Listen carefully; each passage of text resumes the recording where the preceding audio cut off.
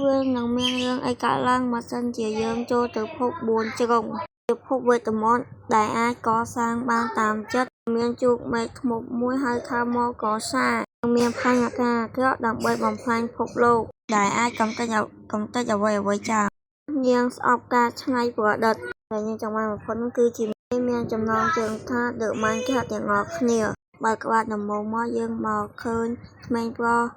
វាអាចខៀងម្នាក់ដែលមានឈ្មោះថា Steam ពេលនោះលោកតានោះបានដើរចេញមកហើយក៏បានសួរថា Steam បានរត់ទៅ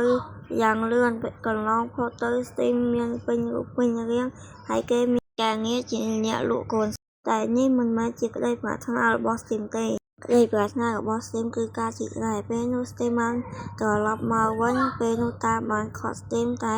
Steam មិនស្ដាប់ Steam ក៏រត់ចូលទៅក្នុងកន្លែងជីករ៉ែក៏បានឃើញរបស់អីម្យ៉ាងវាហៅថា Dios តាមមកគេហៅថា Stick House បានយកដុំនោះមិនធុំចូលគ្នាក៏បានបង្កើតចេញជាភpomម្យ៉ាងគេហៅថាជាភព Overworld គឺជាភព4ជ្រុង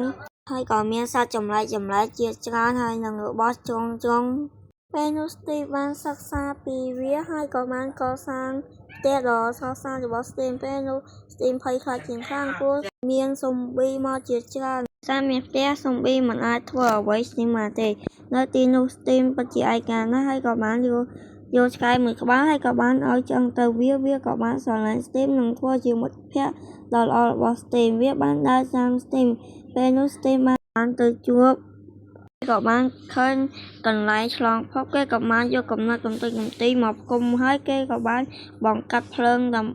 បីទៅភពមួយទៀតដែលមានឈ្មោះថាហៅថា Donator វាគឺជាភពឋាននរកសម្បូរទៅដោយស្ដេចជ្រូកនិងមេធ្មប់ជ្រូកផងដែរដីនេះគ្រប់គ្រងដោយមេធ្មប់មកកសាអ្នកដែលមានកំណត់ច្នៃប្រឌិតខ្លាំងណាស់តែរបស់ដែលនាងស្រឡាញ់គឺជាមាសនោះហើយនាងក៏បានប្រើកូនចៅទៅជីកមាសឲ្យនាងជារៀងរហូតតែឃើញ Steve អាចបើកភពទៅ Overworld បាន Corsair ក៏បានចាប់ខ្លួនរបស់ Steam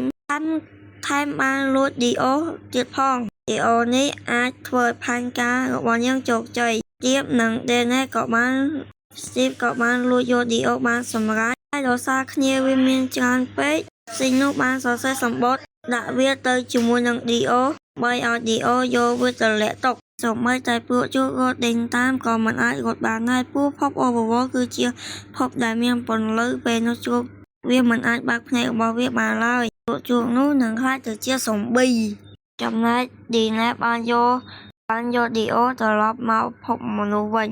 មកខាត់បុរសម្នាក់នេះវិញមានឈ្មោះថា Garrett គាត់ធ្លាប់ជាបុគ្គលល្បីល្បាញនៅសម័យដើមដោយសារពេលនេះ Garrett មានអាយុច្រើនហើយតែត្រូវមកបើកហាងលក់ហ្គេមតែវាលក់មិនដាច់សោះជាហេតុតែហាង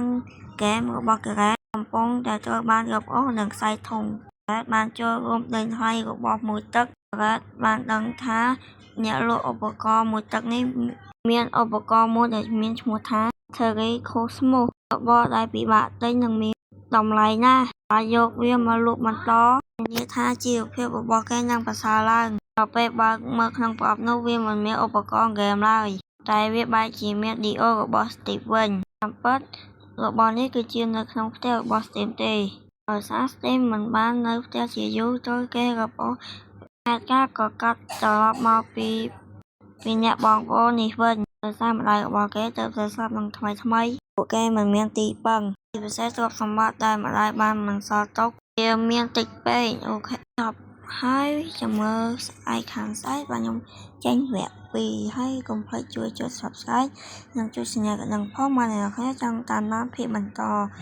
ជំរាបលាផងដែរបាទសូមអរគុណ